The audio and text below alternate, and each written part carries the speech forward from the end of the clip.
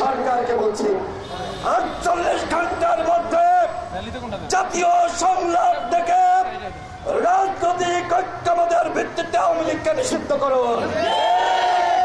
নির্বাহী আদেশে আওয়ামী লীগকে নিষিদ্ধ করলে পরবর্তীতে সেই আদেশ নাও টিকতে পারে।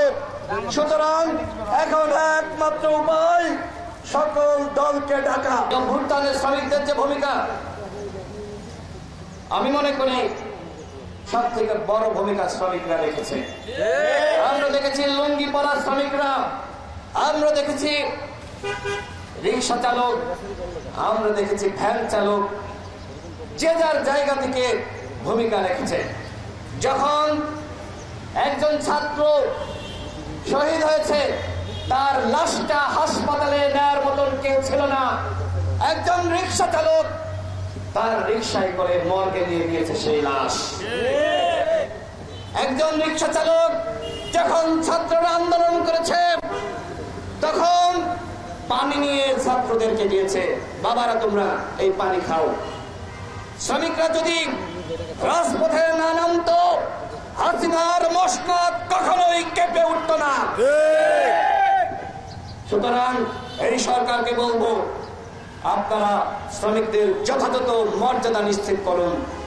দুঃখের সাথে বলতে হয়, এই যে উপদেষ্টা পরিষদ গঠিত হয়েছে, এখানে একজন ব্যক্তিও শ্রমিক বিষয়ে, শ্রমিকদের কর্মক্ষেত্র নিয়ে তাদের ধারণা নাই। তারা কেউ বিশেষজ্ঞ নন। এই দেশে হাজারো লাখো কোটি কোটি শ্রমিক, যাদের নিয়ে আপনাদের কোনো ভাবনা নাই। আসলে আপনারা কি করতে চাচ্ছেন? আমাদের দেশের শ্রমিকরা আর কত কষ্ট করবে? আমাদের দেশের শ্রমিকরা আর কত ত্যাগ স্বীকার করবে? আমরা আর দেখতে চাই না যে এই পেডেল মারা আমাদের রিক্সা চালক ভাইয়েরা, দেখবেন তাদের পাগুলো এমন ভাবে শুকিয়ে এসেছে। আমার খুব কষ্ট লাগে যে রিক্সা চালক ভাইয়েরা, তাদের শরীরটা দেখলে আমার খুব কষ্ট লাগে। মানে তারা এত কষ্ট করে, এরকম প্রত্যেকটা শ্রমিকরা অনেক কষ্ট করে। আমরা যদি একটি উন্নত রাষ্ট্র হতে পারতাম, তাহলে এই প্যাডেল মারা লাগতো না। আমরা যদি উন্নত রাষ্ট্র হতে পারতাম, তাহলে ওই অল্প বেতনে গার্মেন্টসে প্রতিদিন 12 ঘন্টা ডিউটি করা লাগতো না। এদেশের শ্রমিকদের কোনো আইন থাকলেও সেই আইনের কোনো প্রয়োগ নাই। আমি সরকারকে বলবো, শ্রমিকদের যথাযথ মর্যাদা দান করুন। শ্রমিকরা কিন্তু হাসিনার মসনদ গুড়িয়ে দিয়েছে। সুতরাং আগামীতে যেই সরকারে আসুক না কেন, বা এখন যারা রয়েছে, শ্রমিকদের কথা যদি না ভাবেন, কারো মসনদ থাকবে না। সংগ্রামী সাথী বন্ধুগণ, আজকে দেখতে পাচ্ছেন আওয়ামী লীগ নিষিদ্ধের জন্য তরজর শুরু হয়েছে। বাংলাদেশের একমাত্র দল গণ অধিকার পরিষদ, একমাত্র দল হিসেবে 64 জেলায় ডিসির মাধ্যমে প্রধান উপদেষ্টা বরাবর স্মারকলিপি দিয়েছিল গণহত্যার বিচার এবং আওয়ামী লীগকে নিষিদ্ধ করার দাবিতে। গত 5 ফেব্রুয়ারি, 14 ফেব্রুয়ারি আমরা ঢাকায় সমাবেশ করেছি আওয়ামী লীগকে নিষিদ্ধ করা এবং গণহত্যার বিচারে। এরপরে আমরা বিভিন্ন থানায় থানায়, জেলায় জেলায় গণহত্যার বিচার এবং আওয়ামী লীগকে নিষিদ্ধ করার দাবিতে সমাবেশ করেছি। আমার সামনে সাংবাদিক ভাইরা, আপনারা সাক্ষী, আপনারা আমাদের প্রোগ্রামে এসেছেন, কাভারেজ দিয়েছেন। প্রধান উপদেষ্টার কাছে আমরা স্মারকলিপি দিয়েছি আওয়ামী লীগকে নিষিদ্ধ করা এবং গণহত্যার বিচার করার জন্য। তিনি সেইটাতে কোনো গুরুত্ব দেন নাই। গতকাল আপনারা দেখেছেন, যখন দামি রাষ্ট্রপতি আব্দুল হামিদ দেশ থেকে পালিয়েছে, সরকারের গ্রিন সিগন্যাল পেয়ে, এই গ্রিন সিগন্যাল মানে কি, কে দিয়েছে? প্রধান উপদেষ্টার সিগন্যাল ছাড়া কি সে পালাতে পেরেছে? ওই আব্দুল হামিদ কোন যেন তেন ব্যক্তি না, রাষ্ট্রপতি, 2 বারের রাষ্ট্রপতি, কয়েকবারের দামি এমপি। তারা কি এয়ারপোর্টের লোকজন চেনে না? প্রধান উপদেষ্টা আপনাকে দায় নিতে হবে। আপনার গ্রিন সিগন্যাল পেয়ে এই দামি রাষ্ট্রপতি সে বাংলাদেশ ছেড়েছে। আর সহযোগিতা করেছে কে?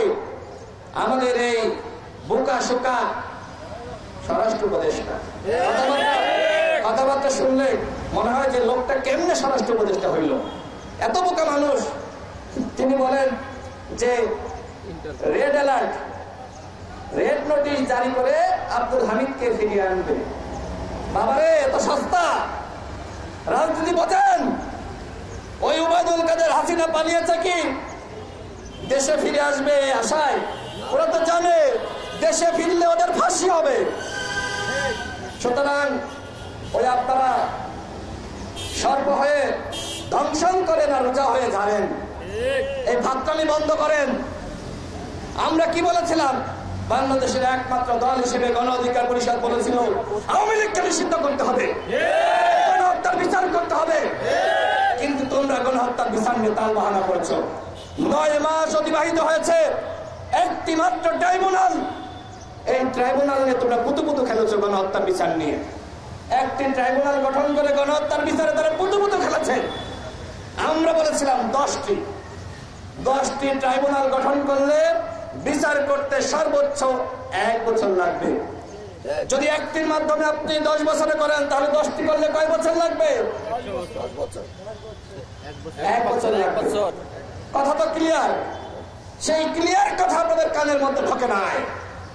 এই কারণে আজকে যখন ওই নারায়ণগঞ্জের ডামি মেয়র আইবিকে গ্রেপ্তার করতে যান, হাজারো মানুষ, মানে হাজারো আওয়ামী লীগের কর্মীরা জড়ো হয়ে যায়, সাহস হয়ে যায়, কোনো গ্রেপ্তার হয়নি। এই যে আওয়ামী লীগের কর্মীরা জড়ো হলো, সেখানে কোনো গ্রেপ্তার অভিযান চলেছে? আমার তো মনে হয় যে যমুনায় গতকাল রাতে ফেসবুকে দেখলাম লেখালেখি হয়েছে, যে পরিমাণ লোক জড়ো হয়েছে তার থেকে বেশি আইবিকে রক্ষার জন্য বেশি লোকজন হয়েছে। ফেসবুকে লেখালেখি চলছে।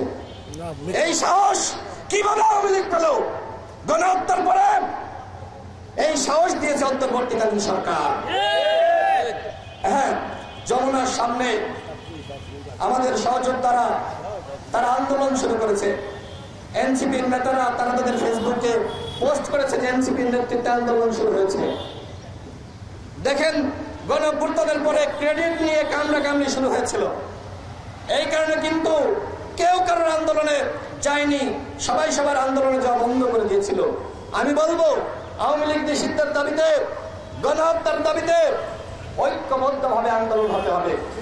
কিন্তু ক্রেডিট নিয়ে কামড়াকামড়ি শুরু করলে কেউ কিন্তু যাবে না। দেখেন নাই, এই যে গুলিস্তানে সমাবেশ হয়েছে, সাংবাদিকরা প্রশ্ন করেছে কেন এসেছেন? আমাদের দাবি খালেদা জিয়া। কেন এসেছেন? আমাদের দাবি হাসান ভাই। সুতরাং একটি জনগুরুত্বপূর্ণ দাবিকে দলীয় দাবিতে পরিণত করবেন না, এইটা একটা স্বতঃস্ফূর্ত দাবি।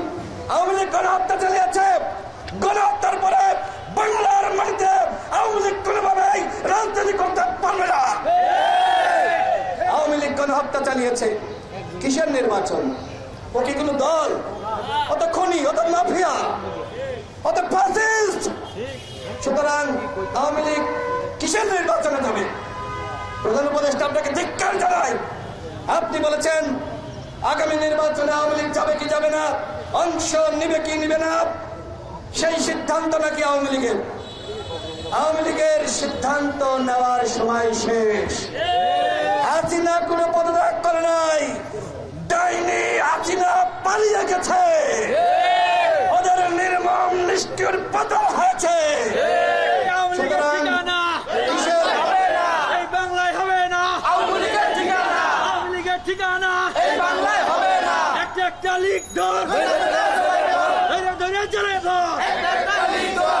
সাংবাদিক সাথী বন্ধুগণ, আওয়ামী লীগ আগামী কেন বাংলাদেশের যেমনি ভাবে আওয়ামী লীগের ব্যানারে কোন রাজনীতি করতে পারবে না, ঠিক আর কোন নির্বাচনে আওয়ামী লীগ অংশ নিতে পারবে না।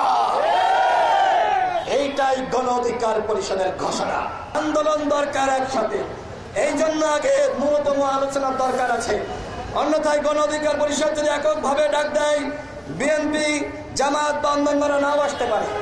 সুতরাং আসেন আগে টেবিলে ন্যূনতম বোঝাপড়া করি, এরপরে একসাথে রাজপথে নামি। এটি হওয়া দরকার, এটি হতে হবে। আমার সর্বশেষ কথা হলো, উপদেষ্টা পরিষদ, অনেকে এখন বলছে এই উপদেষ্টা পরিষদের একমাত্র কাজ এখন আওয়ামী লীগকে পুনর্বাসন করা। 9 মাসে সাবের মান্নানদের জামিন করা ছাড়া আওয়ামী লীগের বিরুদ্ধে এই সরকার কি কি পদক্ষেপ গ্রহণ করেছে আমরা সেটি জানতে চাই। আমরা দেখেছি, আমরা শুনেছি, তথ্য পেয়েছি, উপদেষ্টা আদিলুর রহমান শুভ্র এবং আমাদের রাজওয়ানা আপা মিলে ওই ক্লিন ইমেজ নামধারী সাবের এবং মান্নানদের নিম্ন আদালত থেকে জামিন করাতে সহযোগিতা করেছে। আমি আমার একাধিক বক্তব্যে এই অভিযোগ করেছি, সরকার এখনো পর্যন্ত কোন তদন্ত কমিটি গঠন করে নাই। উপদেষ্টাদের কাজ যদি হয় আওয়ামী লীগের ডামি এমপিদের জামিন করানো, উপদেষ্টাদের কাজ যদি হয় আওয়ামী লীগকে পুনর্বাসন করা, উপদেষ্টাদের কাজ যদি হয় আওয়ামী লীগকে আশ্রয় প্রশ্রয় দেওয়া, সেই দেশে কি আওয়ামী লীগ নিষিদ্ধ হতে পারে? আমি সরকারকে বলছি 48 ঘন্টার মধ্যে জাতীয় সংলাপ থেকে রাজনৈতিক ঐক্যমতের ভিত্তিতে আওয়ামী লীগকে নিষিদ্ধ করুন। নির্বাহী আদেশে আওয়ামী লীগকে নিষিদ্ধ করলে পরবর্তীতে সেই আদেশ নাও টিকতে পারে। সুতরাং এখন একমাত্র উপায় সকল দলকে ডাকা। প্রধান উপদেষ্টা যদি আগামী 48 ঘন্টার মধ্যে জাতীয় সংলাপের আহ্বান করেন, শুধুমাত্র আওয়ামী লীগের নিষিদ্ধের দাবিতে, যে আওয়ামী লীগকে নিষিদ্ধ করা হবে কি হবে না রাজনৈতিক দলগুলোর মতামত নেওয়ার জন্য ডাকে, আমি চ্যালেঞ্জ করে বলছি আগামী 48 ঘন্টার মধ্যে আওয়ামী লীগ নিষিদ্ধ হবে। অন্যথায় এই সভা সমাবেশ করে শুধুমাত্র লোক দেখানো যাবে, আর কিচ্ছু করা যাবে না। একমাত্র প্রধান উপদেষ্টা যদি পদক্ষেপ নেয় তাহলে রাজনৈতিক ঐক্যমতের ভিত্তিতে আওয়ামী লীগকে নিষিদ্ধ করা সম্ভব। আমরা সেই দাবি আগেও রেখেছি, এখনো রাখছি।